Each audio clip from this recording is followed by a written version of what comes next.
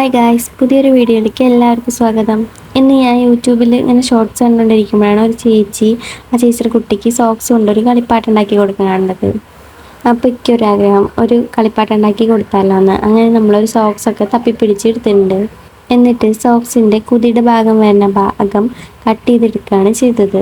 ഈ സോക്സ് നല്ലതൊന്നല്ല കേട്ടോ, ഇത് പഴയ സോക്സാണ്. ഇതിൻ്റെ ഒരു സോക്സ് മാത്രമേ കാണാനുള്ളൂ, മറ്റേത് കാണാനില്ല. പിന്നെ സോക്സിൻ്റെ തുണി ഭയങ്കര തിക്കായിട്ടുള്ളതാണ്. അപ്പം അതങ്ങനെ 2 പീസായി കട്ട് ചെയ്തൊക്കെ കഴിഞ്ഞു കേട്ടോ. അപ്പം ഇനി നമുക്ക് കളിപ്പാട്ടുണ്ടാക്കിയാലോ. ആകെപ്പാടെ എൻ്റെ കയ്യിൽ സോക്സ് മാത്രമേ ഉള്ളൂ ഈ കളിപ്പാട്ടുണ്ടാക്കാൻ, വേറെ ഒന്നുമില്ല. ഒരു പാവക്കുട്ടീനായിട്ടോ ഉണ്ടാക്കണം. പിന്നെ നമുക്കിതിന് ആദ്യം വേണ്ടത് സൂചി നൂലാണ് കേട്ടോ. പിന്നെ പഞ്ഞി വേണം. പഞ്ഞിയാണെങ്കിൽ എൻ്റെ അടുത്തില്ല. അപ്പം ഞാൻ കുട്ടിയുടെ തന്നെ ഒരു ആന എടുത്തിട്ട് അതിൻ്റെ ഉള്ളിലത്തെ പഞ്ഞിയൊക്കെ എടുക്കുക ചെയ്തു.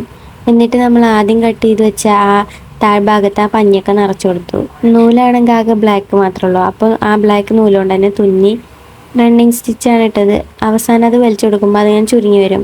പിന്നെ അവസാനം ഒരു കെട്ടിട്ട് കൊടുക്കും. അപ്പോൾ ഒരു ഉണ്ട പോലെ കിട്ടും. ഞാൻ ഷോർട്സിൽ കണ്ട പാവക്കുട്ടിക്ക് തൊപ്പിയൊക്കെ ഉണ്ട് കേട്ടോ. അപ്പോൾ ഞാൻ തൊപ്പി ഉണ്ടാക്കാൻ നോക്കി. എങ്ങനെ ഉണ്ടാക്കേണ്ടത്, എങ്ങനെ വെക്കേണ്ടതെന്ന് ഒരു ഐഡിയ മാത്രം കിട്ടുന്നുണ്ടായിരുന്നില്ല. അപ്പോൾ ഇനി എന്താ ചെയ്യാമെന്ന് വിചാരിച്ചു. അവസാനം എന്നിട്ട് ഈ ഒരു രീതിയിൽ വെച്ചിട്ട് തുന്നി കൊടുത്തു. പിന്നെ എൻ്റെ അടുത്ത് വേറൊരു സാധനങ്ങളില്ലാത്ത കാരണം ആ ബ്ലാക്ക് നൂലുകൊണ്ട് തന്നെ കണ്ണും പിന്നെ മൂക്കൊക്കെ ചെയ്തു. നൂല് ചുരുട്ടിയിട്ട് ഉണ്ടാക്കി വെക്കുകയാണ് കേട്ടോ ചെയ്തത്. അങ്ങനെ അവസാനം വായ റെഡ് നൂലുകൊണ്ട് ചെയ്തു. അങ്ങനെ അവസാനം കുറച്ച് പേടിപ്പിക്കണ രൂപമായി. പിന്നെ അത് അൺവിക്ക് കൊടുത്തപ്പോൾ അവളത് മൈൻഡ് ചെയ്തില്ല. കുട്ടികളുള്ള എല്ലാവർക്കും ഇതേപോലെയൊക്കെ ഉണ്ടാക്കണം എന്ന് ആഗ്രഹം ഉണ്ടാവില്ല, അതുകൊണ്ട് ഉണ്ടാക്കിയതാണ് കേട്ടോ. അപ്പോൾ നമുക്ക് പുതിയൊരു വീഡിയോ ആയിട്ട് വീണ്ടും കാണാം. അപ്പോൾ ചാനൽ സബ്സ്ക്രൈബ് ചെയ്യാൻ മറക്കണ്ട.